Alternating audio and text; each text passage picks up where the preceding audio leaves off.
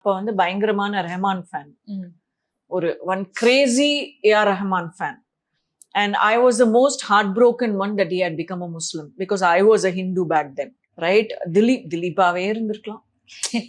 வீட்டுல வந்து கல்யாணம் பண்ணிக்கிறேன்னு சொன்னா சண்டையாவது போடாம இருப்பாங்க. அந்த அளவுக்கு வந்து ஒரு planning மைண்டுக்குள்ள. And I knew he was very young.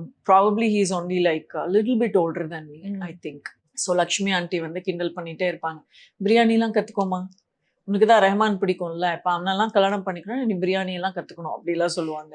Meet பண்ணிருக்கீங்களா? நான் yeah, I met him once. I have actually been an anchor for his very first music show in Malaysia. Wow. Amma, I was the anchor. 40,000 people. How was that moment? Oh, it was fabulous. எனக்கு என்ன வந்து பேசலாம் சொன்னா நல்லா பேசிடுவேன். After I finished anchoring, flightல வந்து ஒரு 25-30 artist இருக்கும். So நேரா ரஹ்மான் சார் என்கிட்ட வந்து ஹலோ அப்படின்னு சொல்லி போனார். அவ்வளவுதான். எல்லா ஆர்டிஸ்டும் என்னை வந்து ஒரு முறை, நாங்கெல்லாம் இங்க உட்கார்ந்துருக்கோம், அதென்ன உன்கிட்ட மட்டும் வந்து ஹலோ சொன்னாரு அப்படின்னு. எனக்கு தெரியாதே, ஒருவேளை நான் நின்றுட்டு இருக்கேன்னு சொன்னாரோ என்னமோ தெரியலையே. I was just looking for a seat, makeup பாக்ஸ்லாம் மேல வச்சுட்டு I was about to sit down. That's when he entered. He didn't say hello hi to anyone. He came straight to me, said hello. அவ்வளவுதான். அதுக்கப்புறம் யாருமே என்கிட்ட பேசவே இல்லை. full flight. They were very angry with me.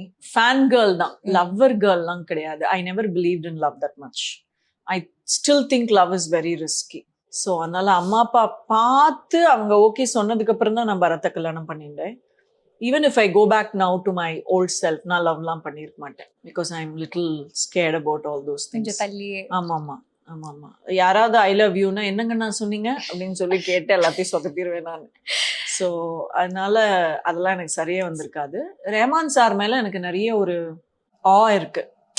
ஒரு மதம் மாறி இவ்வளோ பெரிய ஒரு வெற்றி அடைஞ்சதுக்கு அப்புறம் கூட எல்லா புகழும் இறைவனுக்கே, ஆல் க்ளோரி டு காட். அதுதான் வந்து கேத்தலிக்லயும் நாங்க வந்து பிலீவ் பண்ற ஒரு விஷயம். அதனால அவர் மேல எனக்கு நிறைய மரியாதை இருக்கு. Lover girl moment.